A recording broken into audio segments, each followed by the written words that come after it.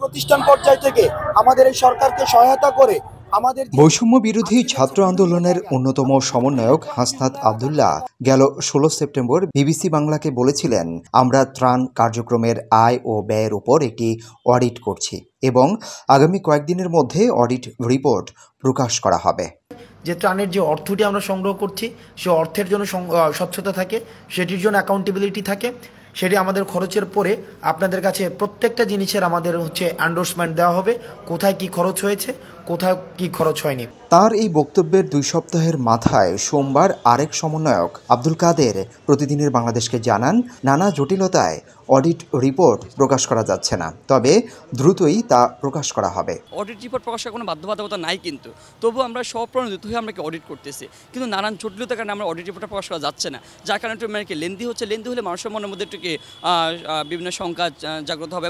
আশা করি যখন আমরা অডিট রিপোর্টটা প্রকাশ করব, আর একটা বেসিক্যালি বিষয় হচ্ছে আমরা তথ্যটা দিচ্ছি না যে এখন কি হচ্ছে, অডিট কোন পর্যায়ে আছে, টাকা কী পরিমাণ আছে, সেটা আমাদের মধ্যে থেকে একটা ইনফরমেশন গ্যাপ হচ্ছে মনে হচ্ছে।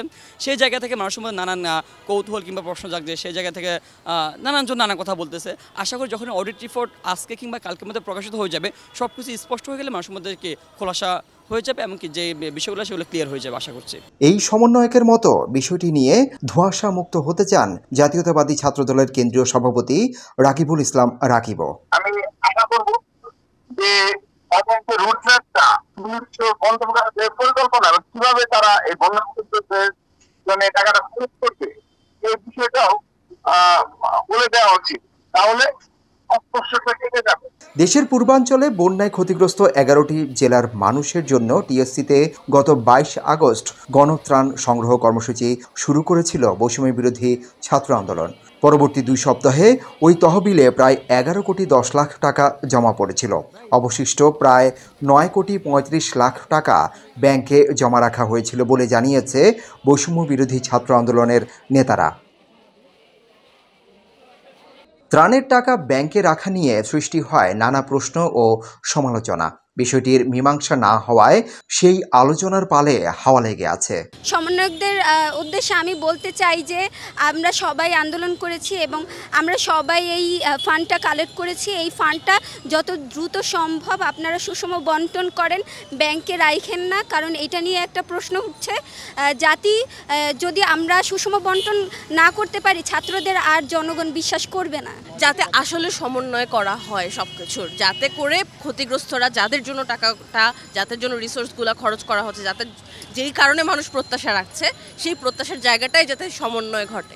যে টাকাগুলো আছে ওগুলো জমাকৃত আছে, ওগুলো হচ্ছে তারা যেখানে যেখানে দরকার ওইখানে সেখানে বন্যার্থের জন্য দান করবেন বা সাহায্য করবে, এটাই প্রত্যাশা। ছাত্র ইউনিয়নের কেন্দ্রীয় সংসদের সভাপতি বলেন, আস্থার সংকট কাটা জরুরি, এই জন্য দ্রুত ত্রাণের টাকা প্রধান উপদেষ্টার তহবিলে যুক্ত করার পরামর্শ তার। যারা দুর্যোগ আক্রান্ত তাদের কাছে যদি পৌঁছাতে হয় তাহলে একটা সিস্টেমেটিক ওয়েতে যেতে হবে।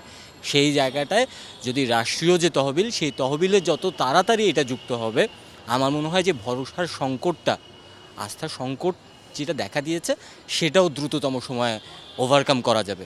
ঢাকা বিশ্ববিদ্যালয়ের ইসলামী ছাত্র শিবির সেক্রেটারি বলেন, যেহেতু সমন্বয়করা নিয়মিত শিক্ষার্থী, তাই তাদের বড় দায়িত্ব নেওয়া সঠিক হবে না।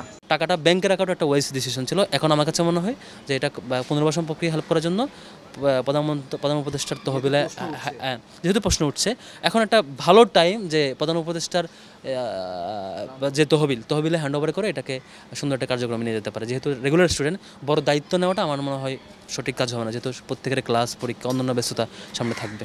এটাই আমার বক্তব্য। সরকারি হিসেবে পূর্বাঞ্চলের বন্যায় প্রায় 56 লাখ মানুষ ক্ষতিগ্রস্ত হয়েছেন। সিদ্দিকুর রহমান রোমন, প্রতিদিনের বাংলাদেশ।